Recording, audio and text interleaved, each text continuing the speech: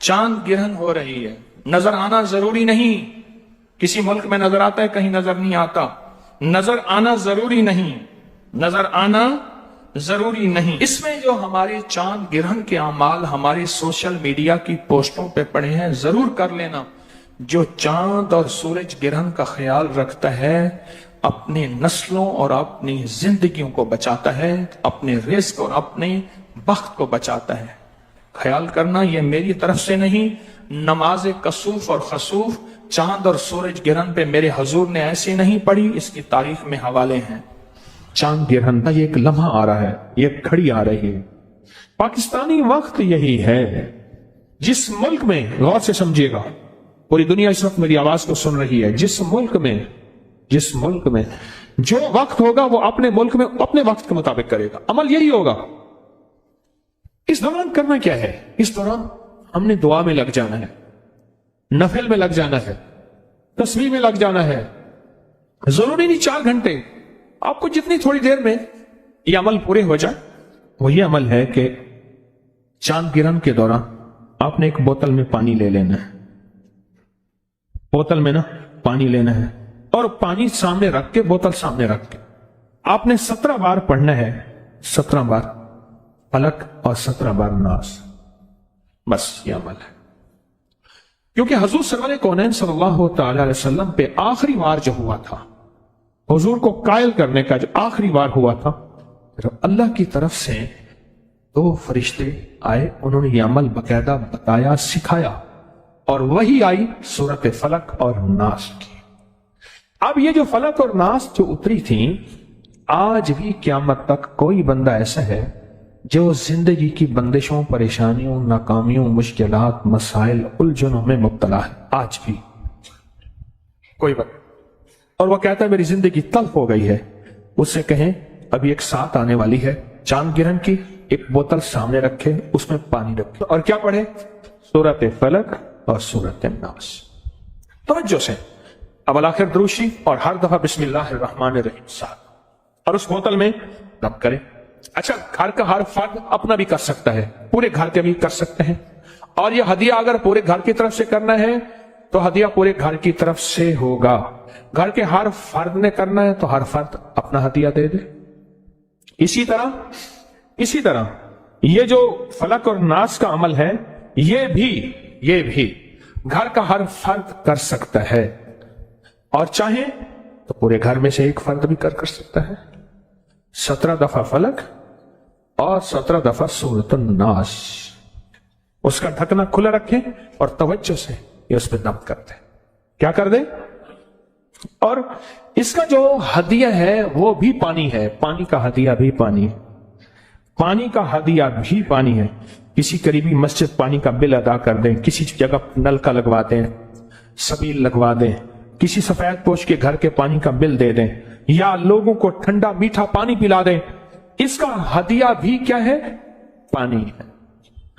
اور یہ بیماریوں کے لیے، تنگ دستیوں کے لیے، الجھنوں کے لیے، جھگڑوں کے لیے، نا اتفاقوں کے لیے، آنے والی مصیبت، اس پانی کو آٹا گوندنے میں، چائے بنانے میں، پینے میں، کرنے میں، دیواروں پہ نہ پھینکیں، گھر میں پاؤں نہ آئے، باقی ہر جگہ اس کو پینے کھانے پکانے میں اس پانی کو بڑھاتے جائیں، استعمال کریں، اور کوئی دم والا پانی پڑا ہے تو اس میں ملا لیں، ایک ہی ہو جائے۔ اب تیسرا عمل اور آخری عمل سنیں، چھوٹا سا عمل ہے۔ آپ نے حزب البحر جو ہے وہ پڑھی، یہ حزب البحر کے اسماء حسنہ ہیں، یا اللہ یا علی یا عظیم یا حلیم یا علیم، یا اللہ یا علی یا عظیم۔ آیت الکرسی کی آخری آیت ہے، یہ اس کے اسماء حسنہ، یا علی یا عظیم یا حلیم یا علیم۔ یہ حزب البحر کے آخری الفاظ ہیں۔ بس آپ کیا کریں گے اس دوران میں؟ بلا کے 3 دفعہ دروشی پڑھ کے آپ نے صرف 140 مرتبہ کہ سورج کا زندگی سے کیا تعلق ہے، چاند کا زندگی سے کیا تعلق ہے۔ گرہن لفظ کو بدرا غور کیجئے گا۔ گرہ گانٹھ کو کہتے ہیں، گرہ کو کہتے ہیں۔ یہی گانٹھ آنتوں میں آ جائے تو اسے کولنج کہتے ہیں، खुल जाए ठीक, वरना ऑपरेशन, वरना कॉलाइन से बंदे मर जाते हैं। गिरा आ जाए आंत में, यही गिरा अगर शरियानों में आ जाए तो उसको बाईपास कहते हैं, हार्ट ओपन सर्जरी कहूं, कौन से लफ्ज कहूं, गिरा। जिस्म के किसी हिस्से में गिरा आ जाए, आप कहते हैं पट्ठा पे पट्ठा चढ़ गया है, गिरा होती है। दिमाग में गिरा आ जाए तो कहते हैं ब्रेन हेमरेज हो गया है, बंदा बेहोश हो जाता है। कोई ऐसे होते हैं जो होश से निकल आते हैं, अक्सर नहीं निकलते, वही मौत वाक़ई हो जाती है। जिंदगी में अगर चांद में गिरहन आ जाए, अच्छा चांद में गांठ नहीं आती, गिरहन से मुराद यह है कि उसकी रोशनी खत्म हो जाती है, जो पूरी दुनिया में उसकी रोशनी पड़ रही है वो खत्म हो जाती है। सूरज गिरहन है तो सूरज की रोशनी खत्म हो जाती है, अंधेरा छा जाता है।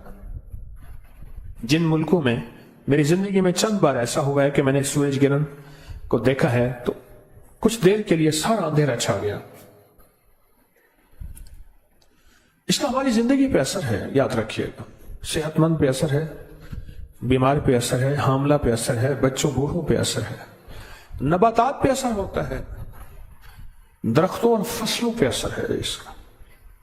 सदियों पे मुहीत तजर्बात, हजारों साल पुराने तजर्बात ये बताते हैं कि चांद गिरहन और सूरज गिरहन का जिंदगी पे बहुत असर है। चांद का जिंदगी पे इतना असर तो है, चांद का जिंदगी पे इतना असर तो है कि जिन दिनों पे चांद की रोशनी जौबन पे होती है, उन दिनों पे नबातात पे, दरख्तों पे, पत्तों पे जिंदगी उनकी और होती है। साइंस ने साल हर साल इसकी तहकीक की है, इसकी रिसर्च की है, और होती है। उन्हीं जिंदगी, उन्हीं दुनिया में, उन्हीं दिनों में समंदर की जिंदगी और होती है। इंसान की जिंदगी पे चांद का असर पड़ता है। पूरी दुनिया में जितने माहिरीन बैठे हैं, आप नेट की दुनिया को खोलें, हर चीज आपके हाथ में मौजूद है। वो कहते हैं कि पूरी दुनिया में 13, 14 और 15, चांद की 13, 14 और 15, जनवरी फरवरी की नहीं, अंग्रेजी महीनों की नहीं, इस्लामी महीनों की 13, 14 और 15 जराइम बहुत होते हैं, कत्ल गारत बहुत होती है, जिसे क्राइम रेट कहते हैं, बहुत बढ़ जाता है, बहुत जराइम होते हैं। पूरी दुनिया के माहिरीन बैठे हैं जो इस बात को तहकीक में ला रहे हैं, अपनी रिसर्च में ला रहे हैं कि जराइम कब ज्यादा होते हैं। वो कहते हैं इन दिनों में बहुत ज्यादा होते हैं। क्यों? और इन्हीं दिनों में चांद जो है वो अपने जौबन पे होता है और सूरज और जमीन की हर चीज को अपनी तरफ खींचता है। एक पूरा निजाम है, इसे कमरी निजाम कहते हैं, और खींचता है। आप कभी इन उरूज की दुनिया में आप जाएं और देखें, समंदर को एक दफा मुझे देखने का मौका मिला। आप सोच नहीं सकते कि उसकी लहरें कितनी ऊंची और उसकी लहरें कहां कहां टकरा रही होती। अगर मेरे ख्याल में अल्लाह का अमर ना हो तो समंदर तो ऊंचा है, कराची तो नीचा है, अपने अमर से उस करीम ने रोका हुआ है।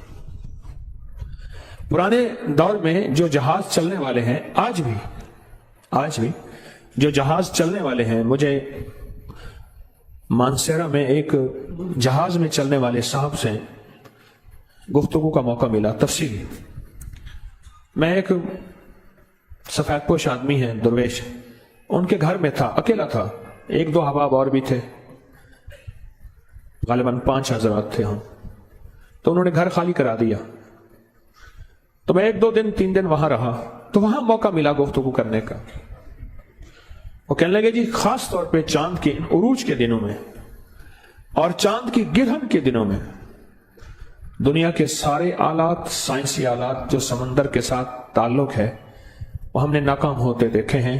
फिर उसमें सिर्फ हमारे साथ जो चीज चलती है वो एहतियात है, कि हम सख्त एहतियात करते हैं और बहुत सख्त एहतियात करते हैं। अब मालूम यह हुआ कि सूरज का और चांद का हमारी जिंदगी पे असर, ہمارے پھلوں سبزیوں نباتات فصلوں پہ اثر، ہمارے جسموں پہ اثر، ہمارے جذبات پہ اثر، غصہ، لڑائی، ڈکیتی، قتل و غارت، اس کا تعلق جذبات سے ہے، ان کا تعلق ہمارے جذبات پہ اثر۔ یہ چھوٹی چھوٹی چیزیں جو ہمیں متاثر کر رہی ہیں، اور یہ چھوٹی چھوٹی چیزیں ہیں جن کا ہماری زندگی پہ اثر۔ چلو ہم تو چھوٹی چیزیں ہیں، سمندر تو زمینوں سے بڑے ہیں، اور سمندر کی گہرائی 11 کلومیٹر سے بھی گہرے سمندر موجود ہے، 11 کلومیٹر سے بھی گہرے سمندر موجود ہے۔ اس 11 کلومیٹر گہرے سمندر پہ بھی اس کا اثر ہوتا ہے۔ انسانی جسم تو 50-100 کلو کا ہے، اس میں اثر ہوتا ہے۔ ماننے والی بات ہے کہ سمندر کا وزن کتنا ہے۔ اللہ، میں لفظ اگر میرے پاس اربوں اور کھربوں کی گنتی ہے، کھربوں کے بعد میرے پاس گنتی ختم ہو رہی ہے، میری معلومات میں اس سے اگلی گنتی بھی ہے لیکن کھربوں کی گنتی ختم ہو رہی ہے، پر سائنس کہتی ہے کہ اس کا وزن سمندر کا کتنا ہے، اس کے اندر کون سی مخلوق ہے۔ اس چاند کا اثر زندگی پہ میری آپ کی پڑتا ہے اور سمندر کی زندگی میں پڑتا ہے، اور سمندر کے پانی کو چاند اپنی طاقت اور قوت سے ہلا کے رکھ دیتا، اور ایسا ہلاتا ہے کہ اس کے اندر جو بھی چیز ہو، وہ جہاز ہے، وہ کشتیاں ہیں، وہ کوئی دنیا کی چیز ہے، وہ بھی ایک کھلونا بن جاتی ہے۔ اسے اپنے آپ کو سنبھالنا، سمجھنا اور اپنے آپ کو بچانا مشکل ہو جاتا ہے۔ یہ چاند کی طاقت ہے، تو سوچیں چاند کے بنانے والے کی کیا طاقت ہوگی، اس کی کیا طاقت ہوگی۔ اور اگر چاند کے بنانے والے سے ہماری دوستی ہو جائے، ہمارا تعلق ہو جائے، ہمارا تعارف ہو جائے، تعارف، آپ نے لکھا یہ خط فلاں کی معرفت میں جائے گا۔ پہلے ہوتا تھا ضلع فلاں، علاقہ فلاں، فلاں، گاؤں میں ایک دکان ہوتی تھی، سارے خط اسی کو آتے تھے۔ گاؤں میں ایک دکان ہوتی تھی، میرے پاس نا ڈیرہ اسماعیل خان میں سے ایک خط آتا تھا، پھر بستی کے بہت سے لوگوں کے خط آتے تھے، لکھا ہوتا تھا یوسف دکاندار کو مل کر بمعرفت یوسف دکاندار، یہ لفظ تھا، مجھے آج بھی یوسف دکاندار کا نام یاد ہے۔ یوسف دکاندار کی معرفت میں یہ خط فلاں کو ملے، پھر یوسف دکاندار کے پاس سارے خط آتے تھے۔ میں گیا ڈیرہ اسماعیل خان، میں کہا یوسف دکاندار کو دیکھوں تو صحیح، اس کی معرفت سارے خط آتے ہیں۔ جب کسی چیز کا تعارف زیادہ ہو پھر اس کو دیکھنے کا شوق ہوتا ہے، اس لیے بعض اللہ والے ساری عمر مانگتے رہے اللہ اپنا جلوہ دکھا، اللہ اپنا دیدار کرا۔ اس لیے مسلمانوں کے اندر حضور کی محبت اور جلوہ، حضور کی زیارت کا شوق بہت، کہتے ہیں چلو حضور کی زیارت نہ ہوئی، حضور کے روزے کی زیارت ہو جائے، چلو اللہ کی زیارت نہ ہوئی، اللہ کے گھر کعبہ کی زیارت ہو جائے۔ یہ بات ساری وہی کشش ہے جو مجھے یوسف دکاندار کے دیکھنے میں آئی تھی، یہ ساری وہی کشش ہے۔ پھر میں گیا، ان کو اطلاع ملی ایک بندہ جا رہا تھا، کوئی ٹیلی فون موبائل تو کہانی تھی نہیں، اس نے کہا جی وہ فلاں میرا نام بتایا کہ وہ آپ کو ملنے آ رہے ہیں فلاں وقت۔ جب میں گیا تو ان کی دکان پہ گیا، یوسف دکاندار، چھوٹی سی دکان تھی گاؤں کی، دکان کو دیکھا، انہوں نے کہا جی وہ گھر آپ کا انتظار کر رہے ہیں، بندہ بیٹھا تھا، گھر مجھے لے کر گیا۔ انہوں نے گھر جو کمرہ صاف کرایا تھا وہ دھول سے بھرا ہوا تھا، وہ صفائی ہو رہی تھی، اسی کمرے میں مجھے بٹھا دیا، انہوں نے تازہ تازہ صاف کرایا تھا، ان کی محبت تھی۔